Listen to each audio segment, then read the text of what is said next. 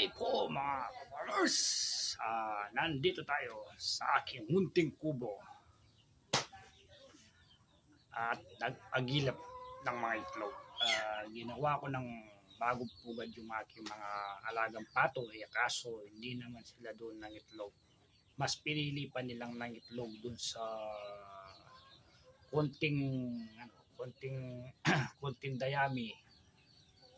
At ngayon umulan kagabi ay nabasa. Kaya ito, nagilap ko sila. Nakabenting itlog tayo ng pato mga farmers.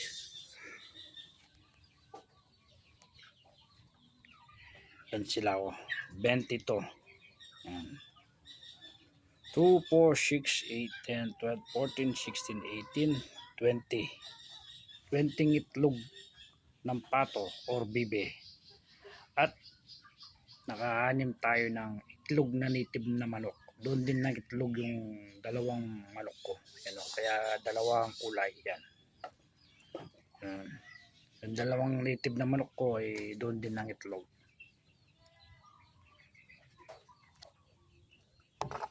Iuwi ko muna sa bahay itong mga ito mga ka-farmers. Hindi ko muna sila papipisa.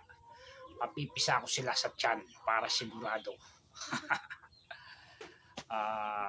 Gagawin ko nito ay kung saan sila ng itlog ay winasak ko na yon para mamayang gabi ay doon sila mangingitlog sa ginawa kong bagong pipangitlugan nila mga ka-farmers.